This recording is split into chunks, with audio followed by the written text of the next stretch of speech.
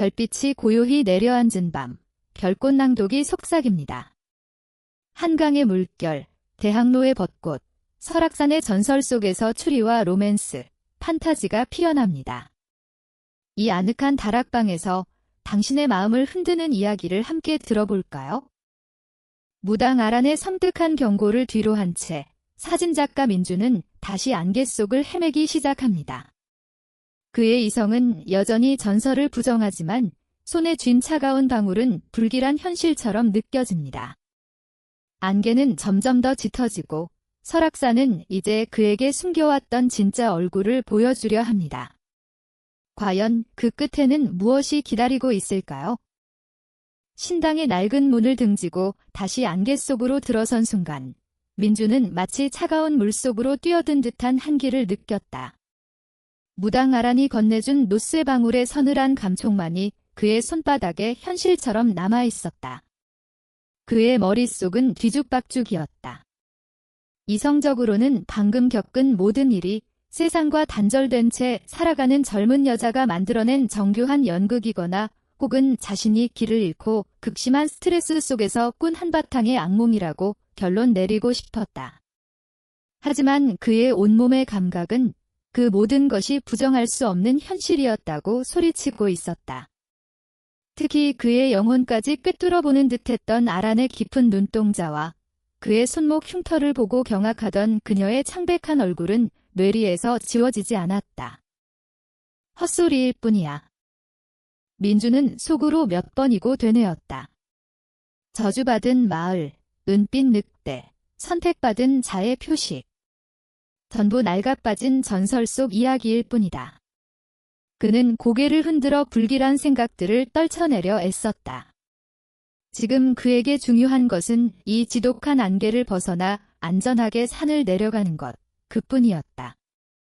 그는 다시 나침반과 GPS를 확인했지만 여전히 기계들은 먹통이었다. 어쩔 수 없이 그는 자신의 감각과 경험에 의지해 발걸음을 옮기기 시작했다. 그런데 이상한 일이었다. 분명 신당을 등지고 왔던 길을 따라 되돌아가고 있다고 생각했는데 주변의 풍경이 전혀 달랐다. 아까 그를 신당으로 이끌었던 좁은 샛길도 금줄이 쳐져 있던 돌탑도 보이지 않았다. 혹시 길을 잘못 들었나 싶어 그는 다시 신당이 있던 방향으로 돌아가 보았다.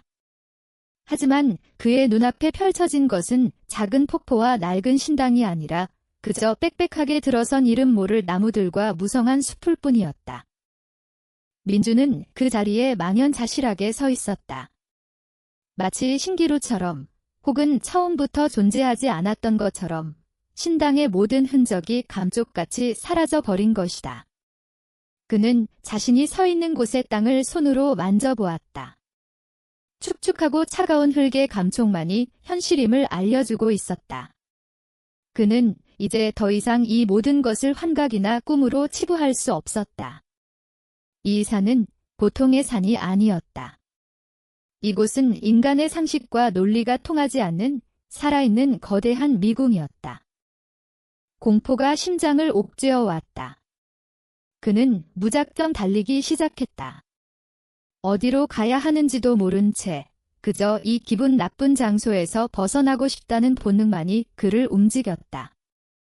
그의 거친 숨소리가 안개 속에서 하얗게 흩어졌다. 얼마나 달렸을까? 숨이 턱까지 차올라 더 이상 뛸 수 없게 되었을 때 그는 거대한 나무의 등을 기댄 채 주저앉았다. 그때 그의 눈에 주변의 기묘한 풍경들이 들어오기 시작했다. 그가 걷는 길을 따라 늘어선 나무들은 하나같이 기괴한 형태로 뒤틀려 있었다. 마치 극심한 고통 속에서 몸부림치다 그대로 굳어버린 거인들의 팔처럼 가지들은 하늘을 향해 비명을 지르듯 뻗어 있었다. 나무 껍질에는 사람의 얼굴을 닮은 듯한 옹이들이 박혀 그를 조용히 내려다보고 있는 듯했다. 바위들의 모습도 기이했다. 날카로운 발톱으로 핥힌 듯한 자국이 선명하게 남아있거나 혹은 의미를 알 수 없는 고대의 문자 같은 문양들이 깊게 새겨져 있었다. 그것은 자연적인 풍화작용으로 생긴 흔적이라고 보기에는 너무나도 인위적이고 규칙적이었다. 마치 아주 오래전 누군가가 이 산 전체에 거대한 메시지나 경고를 새겨놓은 듯 했다. 바람 소리도 점점 더 날카로워지고 있었다. 나뭇잎이 스치는 평범한 소리가 아니었다. 때로는 여인의 흐느낌처럼 들렸다가 때로는 짐승의 낮은 울음소리처럼 변했다. 그리고 가장 견딜 수 없었던 것은 바로 등 뒤에서 들려오는 듯한 속삭임이었다. 열쇠 내가. 약속을 기억해. 아주 희미하고 불분명했지만 그 소리는 분명 의미를 가진 단어처럼 느껴졌다. 민주는 소스라치게 놀라 몇 번이고 뒤를 돌아보았지만 그의 등 뒤에는 짙은 안개뿐 아무것도 없었다. 그는 자신의 신경이 극도로 예민해져 헛것을 듣는 것이라고 애써 스스로를 위로했다. 하지만 그의 귓가를 맴도는 불길한 속삭임은 멈추지 않았고 보이지 않는 누군가가 계속해서 자신을 따라오고 있다는 끔찍한 감각에 온몸에 털이 곤두섰다. 그는 다시 걷기 시작했다. 이제는 길을 찾는다는 목적의식마저 희미해졌다. 그는 그저 이 기괴한 속삭임과 시선에서 벗어나기 위해 발걸음을 옮길 뿐이었다. 그러다 발밑에 채인 무언가에 걸려 앞으로 크게 넘어지고 말았다. 젠장. 그는 욕설을 내뱉으며 몸을 일으켰다. 자신을 넘어뜨린 것은 땅 위로 흉측하게 튀어나온 거대한 나무 뿌리였다. 짜증 섞인 눈으로 뿌리 쪽을 노려보던 그의 시선이 그 뿌리 사이에서 반짝이는 무언가에 멈추었다. 호기심에 이끌려 조심스럽게 흙과 낙엽을 걷어내자 그 안에서 모습을 드러낸 것은 방수가죽으로 단단히 감싸인 낡은 두루마리 하나였다. 이 깊은 산 속에 왜 이런 것이 묻혀있단 말인가? 민주는 잠시 망설이다. 두루마리를 감싼 가죽끈을 풀어 헤쳤다. 가죽을 벗겨내자 안에서는 누렇게 변색된 오래된 한지가 모습을 드러냈다. 지도였다. 하지만 그가 아는 현재의 지도와는 완전히 달랐다. 모든 지명이 오래된 한자로 표기되어 있었고 등산로나 지형의 모습도 지금과는 판이하게 달랐다. 아주 오래전 이 산의 옛 모습을 그려놓은 고지도인 듯 했다. 그는 지도를 천천히 펼쳐보았다. 그리고 지도의 가장 중앙에서 그는 자신의 눈을 의심할 수밖에 없었다. 먹으로 쓰인 선명한 두 글자. 한울마을, 한울촌. 아란이 말했던 전설 속 저주받은 마을의 이름이었다. 민준의 심장이 다시 거세게 뛰기 시작했다. 이것은 우연일 리가 없다. 이 지도는 마치 그를 기다리고 있었다는 듯이 그의 발 앞에 나타났다. 아란의 말이 사실이라면 지도는 그를 구원이 아닌 파멸로 이끄는 저주의 안내서일지도 모른다. 그는 당장이라도 지도를 찢어버리고 싶었지만 그러지 못했다. 지금 그에게는 선택지가 없었다. 이 지도가 그를 어디로 이끌든 지금 이 정체된 미궁 속에서 움직일 수 있는 유일한 실마리였기 때문이다. 그는 지도를 다시 조심스럽게 말아 품 안에 넣었다. 그리고 지도에 표시된 방향을 따라 다시 발걸음을 옮기기 시작했다.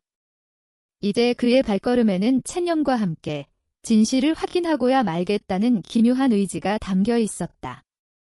그는 더 이상 이 산에서 도망치려 하지 않았다. 대신 이 산이 자신에게 무엇을 원하는지, 자신의 운명이 정말로 이 오래된 전설과 엮여 있는 것인지 그 끝을 마주하기로 결심한 것이다. 그의 발걸음은 이제 미스터리의 가장 깊은 심장을 향하고 있었다. 낡은 지도를 품에 안은 민준의 발걸음은 더 이상 방황하지 않았다. 그의 마음속에서는 여전히 이성과 미신이 치열하게 싸우고 있었지만 적어도 그의 몸은 지도에 표시된 길을 따라 묵묵히 나아가고 있었다. 지도가 가리키는 길은 사람이 다녔던 흔적이라고는 전혀 찾아볼 수 없는 험한 길이었다. 그는 넝쿨을 쳐내고 뾰족한 바위를 넘고 때로는 엎드려 덤불 밑을 기어가야만 했다. 온몸은 긁힌 상처와 땀으로 범벅이 되었지만 이상하게도 그는 지치지 않았다. 오히려 목적지가 가까워질수록 알 수 없는 힘이 솟아나는 듯 했다. 얼마나 걸었을까? 마침내 지도가 끝이라고 가리키는 지점에 도달했을 때 그의 눈앞에는 거대한 바위 절벽이 앞을 가로막고 있었다. 막다른 길이었다. 속았다는 생각에 허탈감이 밀려왔다. 결국 이 모든 것이 이 미친 산이 자신을 조롱하기 위해 벌인 장난이었을까? 그가 절망적인 기분으로 바위벽에 주먹을 내리치려던 순간 그의 눈에 무언가 이상한 것이 들어왔다. 절벽의 한 부분을 거대한 담쟁이 덩굴이 커튼처럼 뒤덮고 있었는데 그 덩굴 사이로 희미하게 인공적인 구조물의 형태가 보였다. 그는 홀린 듯 덩굴 쪽으로 다가갔다. 질긴 덩굴 줄기를 걷어내고 안으로 들어서자 그 안에는 완전히 새로운 공간이 숨겨져 있었다. 거대한 담쟁이 덩굴과 굵은 나무 뿌리에 뒤덮여 거의 원래의 형태를 알아볼 수 없는 아주 오래된 건물이 모습을 드러냈다. 사당이었다. 이끼 낀 기와는 곳곳이 부서져 내렸고 붉은 칠을 했을 기둥은 세월의 풍파에 깎여 앙상한 속살을 드러내고 있었다. 그것은 아란이 있던 신당과는 전혀 다른 분위기를 풍겼다. 신당이 비록 낡았지만 누군가의 정성 어린 손길로 관리되고 있는 살아있는 공간이었다면 이곳은 철저히 버려지고 익힌 공간이었다. 모든 것이 폐허가 되어 스산하고 음울한 기운만이 감돌았다. 마치 이곳에 깃들었던 시간이 어떤 끔찍한 비극의 순간에서 영원히 멈춰버린 듯했다. 민주는 조심스럽게 사당 안으로 들어섰다. 삐걱거리는 문을 열자 안에서는 썩은 나무 냄새와 눅눅한 흙먼지가 뒤섞인 불쾌한 공기가 훅 하고 뿜어져 나왔다. 사당 내부는 칠흑같이 어두웠다. 그는 배낭에서 손전등을 꺼내 안을 비추었다. 손전등 불빛이 닿는 곳마다 거대한 거미줄과 그 위를 기어가는 벌레들, 그리고 바닥에 쌓인 정체모를 짐승의 뼈들이 차례로 모습을 드러냈다. 사당의 가장 안쪽에는 제단으로 보이는 단이 있었지만 그 위에는 신을 모시는 신주 대신 낡은 족자 하나가 걸려 있었다. 민준이 가까이 다가가 불빛을 비추자 그것은 한 남자의 초상화라는 것을 알 수 있었다. 조선시대 무관의 복장을 한 위풍당당한 자세의 남성이었다. 하지만 가장 중요한 얼굴 부분은 마치 누군가 날카로운 것으로 아기를 품고 긁어낸 것처럼 심하게 훼손되어 있었다. 누구의 얼굴인지 전혀 알아볼 수가 없었다. 초상화는 마치 자신의 정체를 숨기고 싶어 하는 것처럼 혹은 자신의 비극적인 운명을 저주하는 것처럼 어둠 속에서 침묵하고 있었다. 그는 불빛을 돌려 사당의 다른 벽면을 비추었다. 그리고 그 순간 그는 숨을 멈췄다. 사당의 삼면을 가득 채운 거대한 벽화. 그것은 시간이 흘러 색은 대부분 바래고 곳곳이 벗겨져 있었지만 그 안에 담긴 내용은 너무나도 생생하고 강렬해서 보는 이를 압도했다. 벽화는 하나의 긴 이야기처럼 이어져 있었다. 첫 번째 그림은 평화로운 산속 마을의 모습이었다. 사람들은 밭을 갈고 아이들은 뛰어놀며 행복하게 웃고 있었다. 그리고 그 마을을 감싸 안은 설악산의 정상에는 달빛을 받아 신비로운 은빛으로 빛나는 거대한 늑대 한 마리가 위엄 있게 마을을 내려다보고 있었다. 아란이 말했던 한울마을과 은빛 늑대. 전설의 시작이었다. 하지만 다음 그림에서 분위기는 완전히 바뀌었다. 마을 사람들이 도끼와 톱을 들고 산의 나무들을 마구 베어내고 있었고 땅을 파헤쳐 광물을 캐내고 있었다. 그들의 얼굴에는 탐욕스러운 욕망이 가득했다. 그리고 그 모습을 지켜보는 은빛 늑대의 눈은 붉은 분노로 불타고 있었다. 마지막 그림은 가장 충격적이고 비극적이었다. 짙은 안개가 마을을 덮치고 그 안에서 수많은 늑대의 그림자들이 뛰쳐나와 사람들을 공격하고 있었다. 사람들은 공포에 질려 비명을 지르며 흩어지고 있었다. 그리고 그 아비규환의 한가운데 바로 초상화 속에 그 무관 복장을 한 남자가 서 있었다. 그는 거대한 은빛 늑대 앞에 무릎을 꿇고 있었다. 그는 칼로 자신의 팔을 그어 흐르는 피를 바위에 떨어뜨리고 있었고 그 모습은 마치 자신의 목숨을 담보로 늑대와 어떤 끔찍한 약속이나 계약을 맺는 것처럼 보였다. 민주는 벽화를 보고 있는 동안 마치 그 비극의 현장에 직접 서 있는 듯한 착각에 빠졌다. 사람들의 비명소리와 늑대의 울음소리가 귓가에 들리는 듯했고 축축한 흙냄새 사이로 비릿한 피냄새가 섞여나는 듯했다. 이 벽화는 단순한 그림이 아니었다. 그것은 이 잊혀진 사당에 깃든 한 마을 전체의 원한과 슬픔이 응축된 기록이었다. 그는 자신도 모르게 마지막 그림, 무관이 피의 약속을 맺는 장면에 손을 뻗었다. 그림 속 남자의 고통이, 절망이, 그리고 그가 지키고 싶었던 무언가에 대한 간절함이 느껴지는 듯했다. 그의 손가락 끝이 차가운 벽면에 닿으려는 바로 그 찰나였다. 그의 이성은 이 모든 것이 그저 오래된 그림일 뿐이라고, 과거의 이야기일 뿐이라고 말하고 있었다. 하지만 그의 심장은 격렬하게 경고하고 있었다. 이 벽화에 손을 대는 순간 자신은 더 이상 구경꾼이 아니라 이 비극의 일부가 될 것이라고. 돌이킬 수 없는 운명의 문을 열게 될 것이라고. 그는 잠시 망설였다. 하지만 결국 그의 손은 미스터리의 가장 깊은 곳을 향해, 벽화를 향해 천천히 다가가고 있었다. 민준의 손가락 끝이 마침내 차갑고 거친 벽화의 표면에 닿았다. 그가 상상했던 것은 그저 오래된 돌과 마른 흙의 감촉일 뿐이었다. 하지만 그가 예상했던 물리적인 감각 대신 그의 몸 전체를 관통하는 강력한 전류와도 같은 충격이 느껴졌다. 크! 그는 짧은 비명을 지르며 반사적으로 손을 때려 했지만 그의 손은 마치 강력한 자석에 이끌린 쇠붙이처럼 벽화에서 떨어지지 않았다. 오히려 보이지 않는 힘이 그의 손을 벽화 안으로 더욱 깊숙이 끌어당기는 듯했다.